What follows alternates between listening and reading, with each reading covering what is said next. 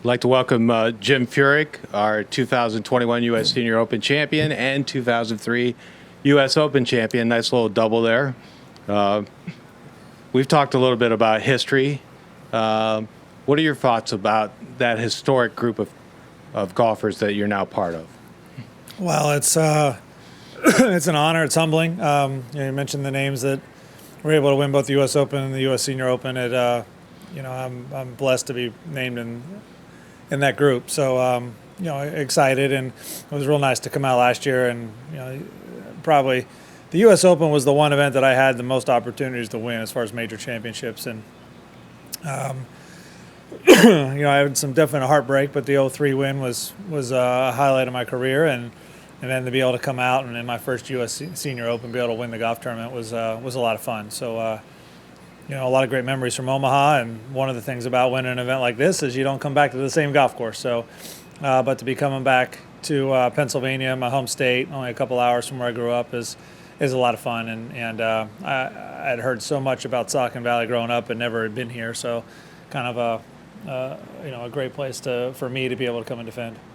Do you expect a lot of family members or folks that you grew up with to come make the trip this week? Yeah, well, my mom and dad are here this week, and Tabitha and Tanner. Callie was here. She went home for some work. But I definitely have some friends coming up from Lancaster and from around the state. So it's kind of exciting to see some folks. And I mentioned it at Media Day where, you can look at it a couple different ways. I put plenty of pressure on myself and try too hard most of the time anyway. So, I'll try not to really trying to play well at home sometimes can be difficult. I did try to do it in Jacksonville for the players, in Philadelphia, and never had a lot of success there. So it really, you can look at it two ways. You can really enjoy the support and the love and being in your home state, or you can put too much pressure on yourself and have it go the other way. So probably really try to enjoy the week and have some fun with it. And it'd be good to see some faces in the crowd that I don't get an opportunity to see that often. Questions? Jim, having never played the sports competitively before and haven't had a chance to play in May and then today, feeling any better about or suits you or doesn't suit you? There's a lot to learn out there. The fairways I think it's set up well. The fairways are generous, but if you do miss them, the rough is very long and thick, and you're not going to have a lot of success missing fairways. So it's going to feel like U.S. Open. The defense, the greens are, Brookline was severe last week, and these really are no easier, no less. There's a lot of slope on them. There's some big, massive greens like 16, and man, I think the USGA is going to be hard-pressed to find 4-pin locations on that hole, to be honest with you. They're going to have to double up on one of them, I'm guessing, or have one really difficult pin in there. So, but just go out there. If you want a short walk, you walk 16, 17, 18, and look at those three greens, and they're very, very severe. So it's going to be difficult for us to, even if you're hitting fairways, it's going to be difficult to put irons in places you can play from. It's going to be difficult to two-putt in a lot of situations. And I think you're going to see some guys hitting putts that, a first putt that doesn't get within 8 or 10 feet of the hole. And folks on TV may look at it and go, what in the heck is going on? But if you saw some of these greens and saw the severity of them, it's very understandable. Pretty good sized crowds here yesterday and even today, just even with the practice rounds and the support. Have you noticed it? And I've heard a couple of shouts of your name. So, yeah, it's fun, and it really picked up today. I think I was out here in the morning yesterday and I probably missed some of the crowd, but today it really started to pick up, and a lot of fun. I think you look at the field and you look at the guys here, and there's just a lot of names that have won major championships and big events, and I've enjoyed making the Champions Tour home and playing against some great players that I played against my whole career. You talked last month about your hitting off the tee. We're really pleased with that. The last 3 weeks, have you seen any improvement? It's getting better. Des Moines wasn't real pretty. Madison got a little better. I definitely drove the ball not the way I wanted to at the U.S. Open last week, but it got better. So I feel like I've seen some improvement, and kind of hit or miss this week so far in practice rounds. I've had some good streaks where I've driven really well, and I've had a few holes where I haven't. So, I've been working hard on it, and I feel like I'm making some headway, but, definitely you can jump off the cliff and you get to the bottom a lot quicker than you climb back up to the top. So right now I'm working on that climb. You also mentioned some of the long par fours here, especially on the front side. What is it about number 2 that's played so tough here in previous U.S. Senior Opens?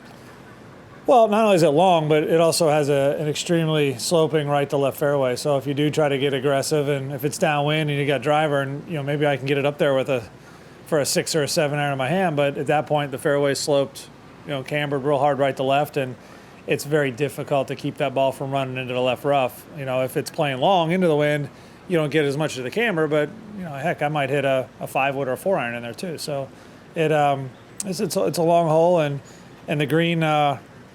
The front of the green is kind of your easier pin, where everything kind of bowls to it, and you can chip from the front of the green pretty easy. But that back left and back right pin placements are extremely difficult. So it really kind of plays like a short par 5, to be honest with you. In fact, I would venture to guess there's a couple par 4s out here because of the severity of the green, and that would be one of them that in one day that might have been a par 5 because it looks like a par 5 green on a long par 4, if that makes sense. Sure. Hey, Jim. Last week at the country club, you shot 4 over, 1 shot off the cut. Were you kind of nervous about making? I know you didn't necessarily want to. You'd like to have played 4 rounds, but you only played 2. Was that a good, at least to give you some rest for this week, or would you? I would have much preferred to play. You learn so much more in tournament golf and about your game, and I'm not that old that I can't walk 2 more rounds of golf. So I would have loved to make the cut. I felt like when I finished 4 over, was going to make it. I got it down. It got to T60 at one time and then reverted back. But the weather changed. When I finished, it was just starting to spit a little bit.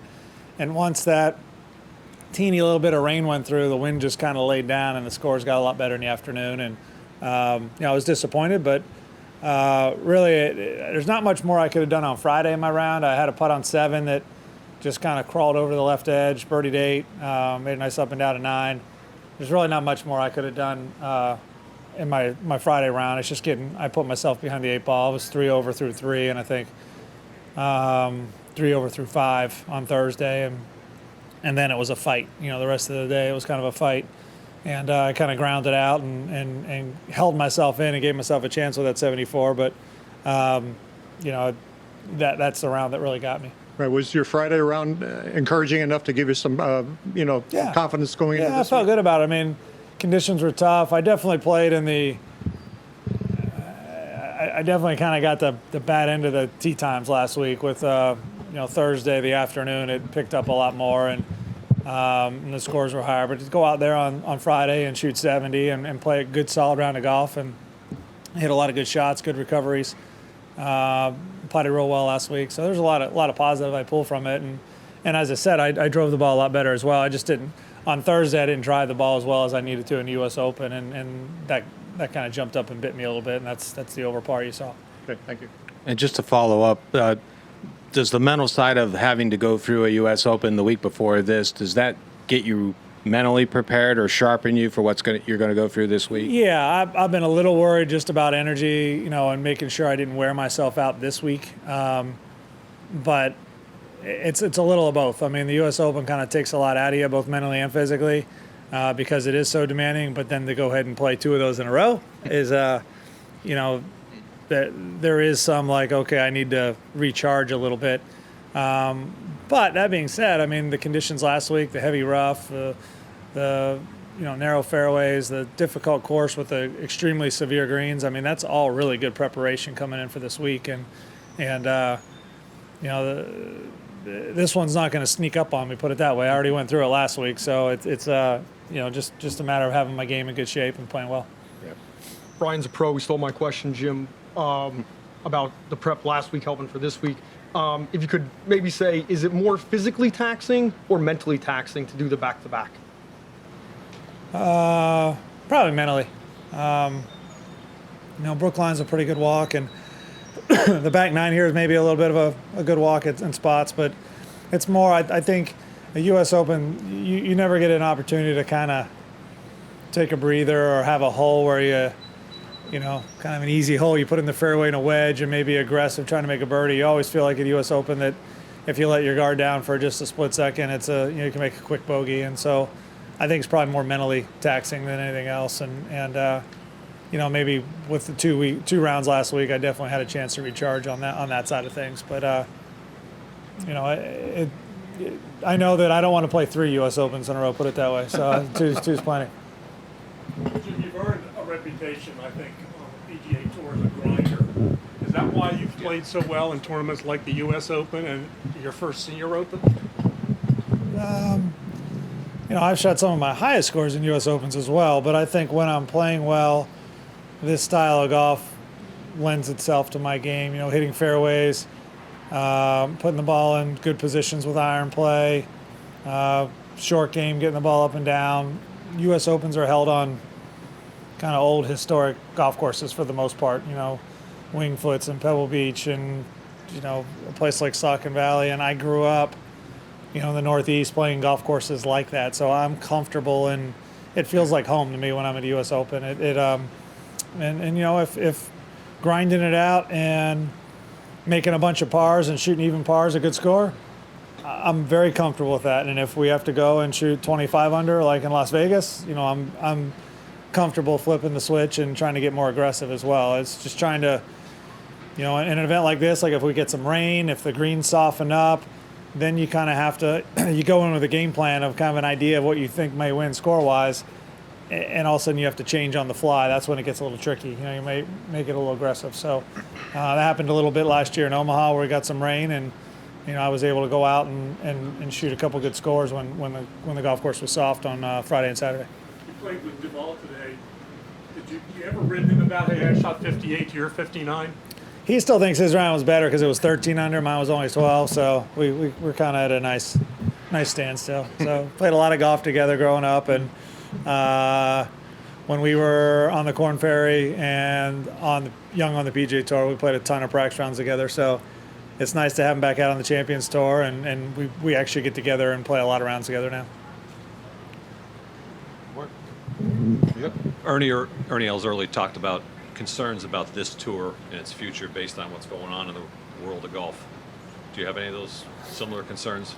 Yeah, of course I do. I have concerns about what's going on the PGA Tour. Just, kind of that's where I played my career, made my living. That's where my heart is, and so I have concerns. And then also kind of trickle-down effect. How does that affect us from PGA Tour champions and the over 50 crowd? And I feel like we're in a really good place right now with, if you just go down the list every week on a Champions Tour, and the guys like Ernie and so many Hall of Famers that are playing, and we get a lot of fanfare. We got a lot of folks showing up, watching the events. We got a lot of 2 days of pro-ams. The sponsors are really happy with the entertainment value they get for their clients, and so I wonder. I mean, there's got to be someone a little smarter than me that'll kind of tell you how that will trickle down, how that'll affect us, but hopefully in a minimal way, if that makes sense. I really enjoyed the tour and playing out there, and hope that